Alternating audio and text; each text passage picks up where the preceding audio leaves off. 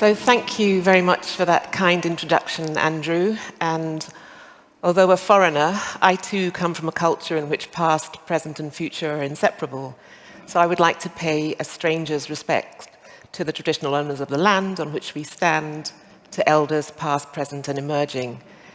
It's an honor to be here in Melbourne, sharing this platform with such esteemed colleagues and friends, and Kabage, my brother. It's fantastic to be here in Australia with you.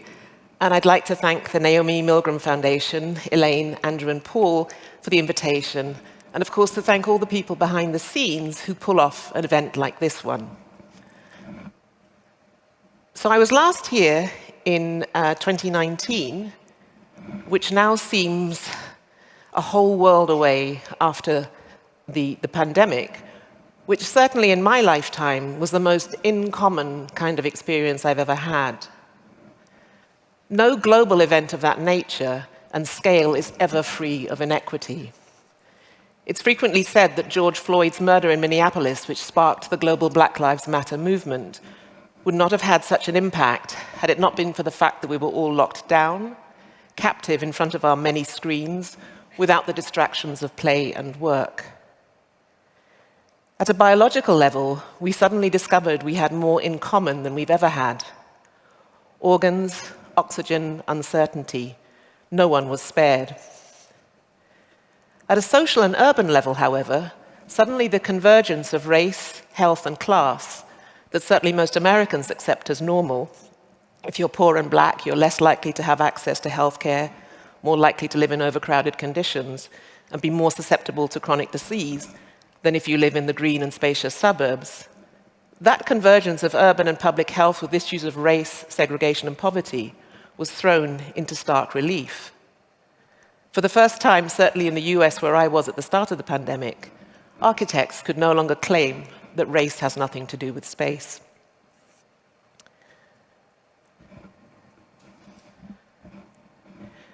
Three years on, however, little of what bound us together during that time out of time remains.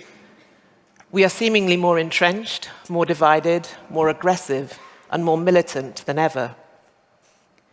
Yet in spite of it all, for a fortnight in August, again a time out of time, we watched a global sporting event that was peppered with moments that even the most world-weary cynics will agree provided moments of genuine joy and hope. The images are sentimental, of course, chosen for their ability to provoke a response, a smile, a tear, a laugh. But they are also a reminder of what it means to work hard at something, for something. Elite athletes, like elite performers, know that there are few substitutes for grit, the ability to stick at something, doing it over and over again, Gladwell's 10,000 hours, in the hope of doing it better each time. Imagine applying the same logic to society as a whole, the idea that we might become better citizens, a better society, if only we learned or were taught how to do it. Australia is probably the best known example of compulsory voting, one of 23 countries worldwide, but to non-Australians it's generally dubiously viewed as an example of the nanny state overextending its powers, which is the kind of metaphor that only an upper-class Englishman can appreciate. This year's focus is common interests, an investigation of public space as the connective tissue that enables us all to come together. Contained in that short description are several complexities that are the basis of my talk today. And although the locations I refer to as examples, Johannesburg, Accra, New York, may appear as if they are worlds away, they are actually deeply connected, chosen because they are such strong examples of the view that, as the organizers of this event have stated, public spaces are not always spaces of cohesion, but rather spaces of interest, examined through the lenses of country, ecology, climate, diversity, activation, and technology. I'm going to begin with a very simple question. It's not my question, I wish it were, but in the 30-odd years since I read it, it surfaces regularly, still unanswered. It's by the South African writer Nadine Gordimer in her collection of essays entitled The Essential Gesture, published in 1988. It strikes at the very heart of our existence on this planet, the tension between the words conflict and common, affecting and shaping our relationships with the world around us, socially, culturally, ecologically, ethically. In an era of unparalleled privacy, private lives, private interests, private ownership, private space, I want to spend a little time examining what it means to work, act, and live in common. Public and private are generally assumed to be polar opposites, the individual versus the state, profitable versus charitable, personal versus communal, and so on. A binary opposition that is entrenched in the way we speak, think, and behave. It is also deeply rooted in the way we build. Our built environments are generally either public, ours, or private, mine, although increasingly, at least in the industrialized world, shopping malls, the distinction between private and public is often hidden and ambiguous. When I lived and worked in the US, most of my students assumed that shopping malls were public spaces, but the terms are often coded. During my short-lived role as Dean of the Bernard and Ann Spitzer School of Architecture in New York just before the pandemic, I learned that in the US, the word public is often shorthand for black, brown, and poor. Public housing, public transport, public health, public education are all distinct from private by virtue of race and class. So finding a common language or a common understanding of what we mean when we say we is only the first of many challenges. And like most challenges of this nature, the tension begins and ends in language. In ancient Rome, the civitas, the term civitas, was the body or the social body of citizens, united by law. And law is the binding force, giving citizens responsibilities on the one hand and rights of citizenship on the other. The agreement has a life of its own, creating a res publica, or a public entity, into which individuals are either born or accepted, and from which they either die or are rejected. The civitas is not just the collective body of all the citizens, it is also the contract that binds them together, since each individual is a civis, a member of the civitas. Now, if ancient Rome is in your cultural DNA, all well and good. There's a thread that connects contemporary Western thought and behavior to the ancient Greeks and Romans, the res publica, into which you are either born or accepted. But if you hail from a different lineage, in which the terms are not understood in the same way, or you have a completely other set of values to construct a sense of community and society, what then? In my father's language, Ga, which is spoken in Ghana's capital city, Accra, there is no word for private in the ownership sense of the word. There is no word for public either. There are words to describe the extended family, similar perhaps in English to the word clan or kin, but perhaps tighter, denoting a set of relational networks that sometimes go back generations or are often projected into the afterlife. I've just lost my place, sorry.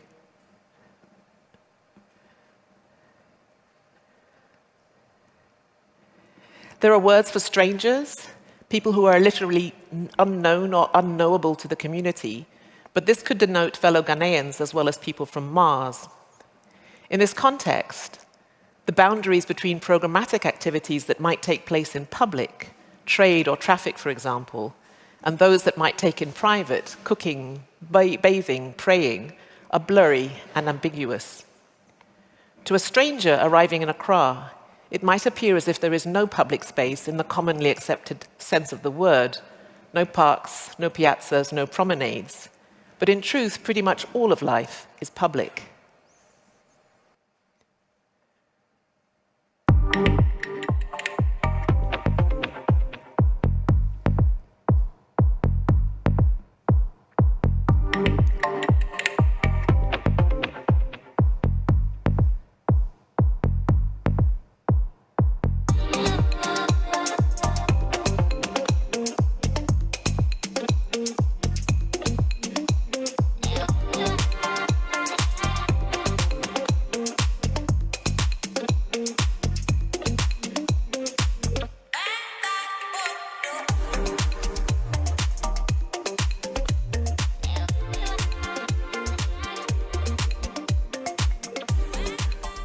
Why is this relevant to a city like Melbourne? At a rhetorical level, diversity in our urban environments is desirable. World-class cities pride themselves on their multiculturalism, their tolerance, and their integration. London's 2012 bid for the Olympic Games, described in PR and communication circles as the greatest pitch on earth, drew heavily on London's reputation as a global city like no other, proud of its contemporary culture industries that sit sometimes uneasily alongside its imperial past. During the bidding process, a stunt dreamed up by a PR company that was rumoured to have sealed the deal, 40 London school children of 40 different ethnicities waved off the departing International Olympic Committee at Heathrow, cementing the city's reputation for being one of the world's great melting pots. Diversity scores highly on many of the quality of living indices which rank global cities like Sydney, a harbour city on track for success, Melbourne the thriving all-rounder, and Lisbon, the ever-evolving melting pot. At the other end of the same scale, living conditions in cities like Karachi, Damascus, and Lagos are so dire that their inhabitants cross deserts, swim oceans, cling onto the underside of an aircraft to escape. It is ironic that these very conditions are the lifeblood of the multiculturalism, or at least the acceptable aspects of multiculturalism, cuisine, arts, music, fashion. The tougher, grittier, more challenging aspects, how to fashion a future in common without having much in common, only get the attention they deserve when something goes terribly wrong.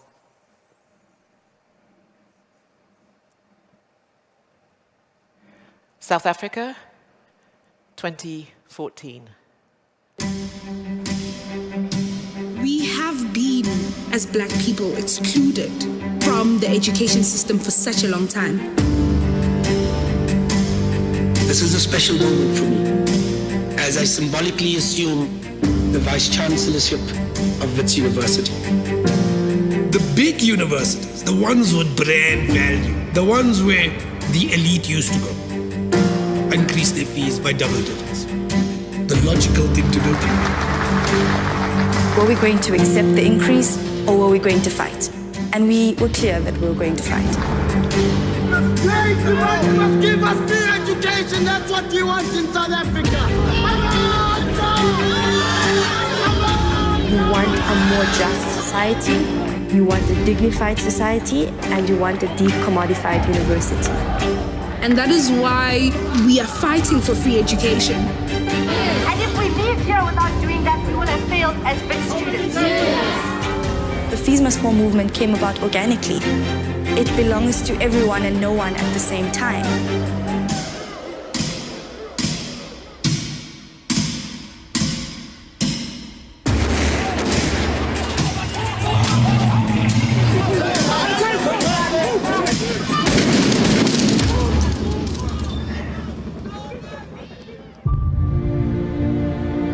It just felt like a disgust and disappointment with a government who would shoot its own children. We knew that this is actually a game to break us. They said I gave breath to the struggle. In some senses, they're right. I did. No one can stop an idea whose time has come.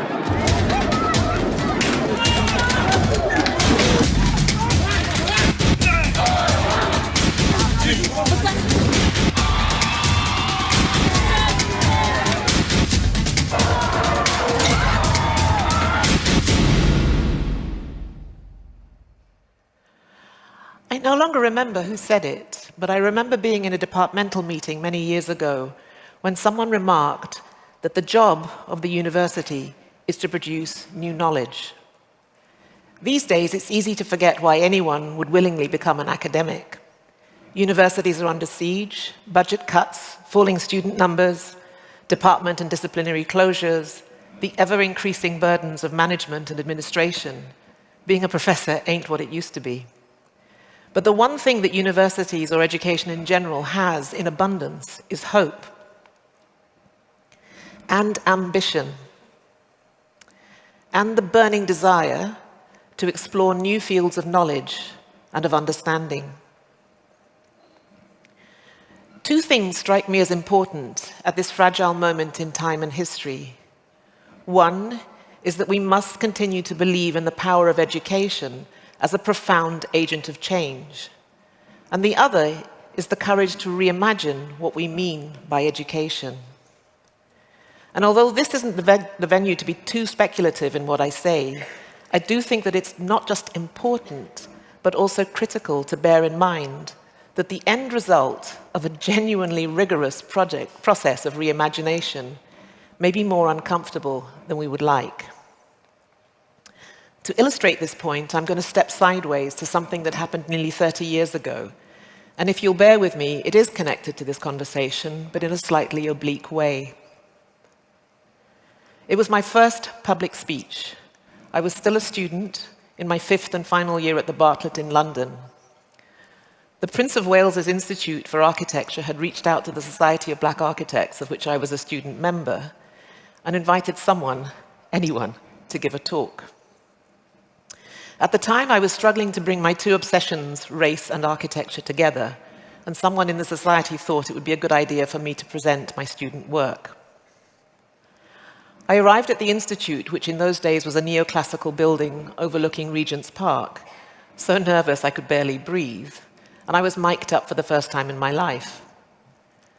I began my talk, still nervous, but kind of getting into it, when about 15 minutes in, suddenly the lights went on, and a man walked into the room. "Please stop," he said, and the whole room turned to him. He was black, dressed in the kind of clothes that you imagine going on a country shoot in, +4s, a hat with a feather, a monocle. It was quite odd. I nearly fainted. "I'd like to ask you a question, if I may." My voice was stuck in my throat, I couldn't answer. And he said, "Do you know the origins of opera?" No, I don't, I said.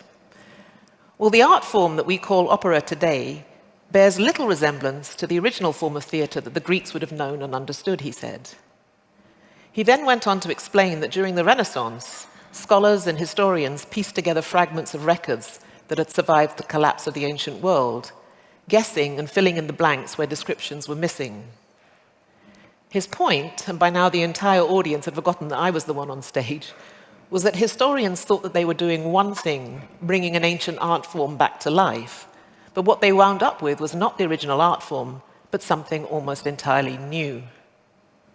What he wanted to know from me was this: was I prepared to accept that in trying to find a relationship between these two things, for want of a better word, race and architecture, I would find neither, that the result would neither be race as we understood it, or architecture. I later learned that he was the first black person to graduate from Oxford University with a PhD in musicology, and I'm afraid I no longer remember his name, but his question, like Gordimer's, has stuck. At the height of the pandemic, I attempted a radical curriculum change, assuming wrongly, in retrospect, that the best possible moment for large-scale change is actually a moment of crisis, mostly because of our biological responses. It's apparently in that moment of greatest threat that we are paradoxically at our most open. Our minds and bodies are primed to respond in very specific ways, particularly around vision. Our pupils dilate to take in not just the immediate ground in front of us, but the ground beyond, around, and behind. Our senses are at their most alert, making us more receptive and also more intuitive. As I found out, however, sometimes we all also freeze, and the opportunity for substantive change simply passes us by. The pandemic was unusual in that we all more or less agreed that a crisis existed. Today, conflicts and crises are more diffuse, but no less deadly. Around the world over the past 5 years, conflicts have grown in scale and severity by almost 50%. The root causes, generally land, identity, and resources, seem a long way from architecture. But going back to the framing statement of this gathering, looking at public space through the lens of interests rather than cohesion, it is not hard to connect the dots. I confess to having absolutely no idea what Einstein's most famous statement, E=mc², actually means, but it's another of his lesser-known statements that I hold most dear. I think you can read it, Insanity, etc. 30 years ago, as an undergraduate student of architecture, I asked one of my professors if, and I now cringe at the choice of words, if it would be all right for me to do my major design project on the relationship between race and architecture. He took the pipe out of his mouth long enough to say, well, that'll take you about 10 minutes, and then what are you going to do for the rest of the year? It was a joke. He remained one of my staunchest supporters. But the 10 minutes stretched to 30 years, and here we are. My point, although really there are 2 points, one is that I have just contradicted myself. Sometimes the greatest changes happen slowly, over very long periods of the time. And the second, which is more urgent, is that the curriculum I followed as a student of architecture 30 years ago has barely changed since the Renaissance. Our built and natural environments have changed radically over the past 500 years, but the way we teach the disciplines most closely related to them hasn't. Practitioners and academics the world over struggle to incorporate new concerns, new ideas, methods, and material in an increasingly fragmented and divisive curriculum, driving us all closer to the edge of sanity, as Einstein predicted. A few years ago, I stumbled upon Fred Moten and Stefano Harni's wonderful book, The Undercommons, Fugitive Planning and Black Study. And I will do the book no favors by trying to summarize it here. But in the introduction, Jack Halberstam describes it as imagining a world that begins and ends with love, exchange, and fellowship on the way to new economies of giving, taking, being with, and for, which has emerged out of Black America's broken history. Moten and Harni explore how to live in this perpetual state of brokenness, of being broke, which they also call debt. And debt signals both giving and taking. An individual responds to an economy predicted on exploitation, seducing us with the promise of ownership, which can never be paid off. Much is owed Black people all over the world by white people, yet Moten is clear that the brokenness cannot be repaired. The Undercommons is not a place where people come to pay their debt, to repair what has been broken, or to fix what has come undone. As he says, the only thing we can do is tear this shit down completely and build something new. Is it possible, he asks, to have another sense of debt that does not involve payment, gratitude, or shame? Is it possible to have another sense of public that does not involve conflict or control? Is it possible, as my learned musicologist asked, to find new words, new meanings, new languages that may help us live in common?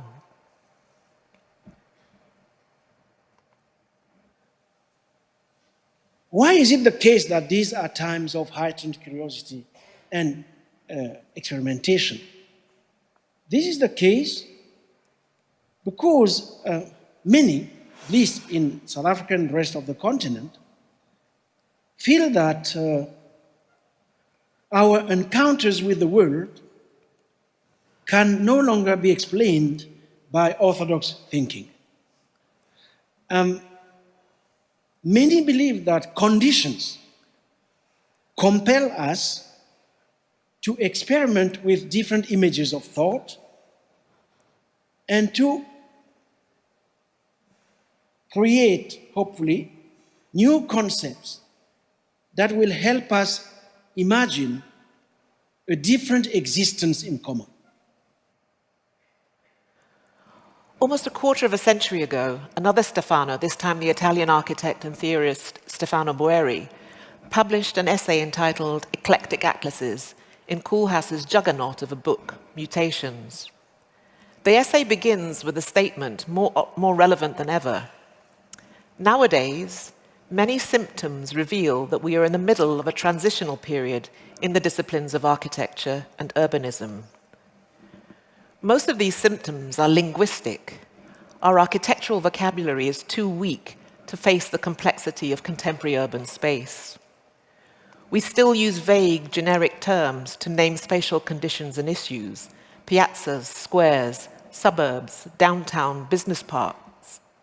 Words that slither and slip, unable to grasp the realities around us. The tensions we experience on the ground in the material, physical spaces in which our lives unfold are usually rooted in language. It is hard to imagine something you cannot articulate. The distance and difference between these two public spaces, one in London, established 500 years ago by Henry VIII, managed by the Crown Estates, and a space of cycling, swans, and free speech, and the other, a corner of Jamestown, one of 72 places around the world named after King James I, and a space of cooking, cleaning, trading, gossiping, living, have as much to do with how we define the words public and private as it does with climate and geography. In the midst of that endless battle between what we see, know, and name, and what we might imagine, explore, and invent, comes Fred Moten's description of study. He calls it the thing that you do with other people. It's talking and walking around, working, dancing, suffering, some irreducible convergence of all three held under the name of speculative practice. The notion of being a rehearsal, being in a kind of workshop, playing in a band, in a jam session, or people working together in a factory. These are various modes of activity. The point of calling it study is to mark that the incessant and irreversible intellectuality of these activities is already present. Jerusalem, ikayalami, ilonoloze, uhambe nami, zungangishilana, dawo yami, ayikholana, buso wami, awukholana, ilondoloze, zuhambe nami, dawo yami, ayikholana, buso wami, awukholana, ilondoloze, zuhambe nami, ilondoloze, ilondoloze. I would like to thank the Naomi Milgram Foundation for this opportunity to participate in this mode of activity that we call a forum, which is in reality an experiment in thinking, dancing, wondering, testing, and speculating aloud. Thank you.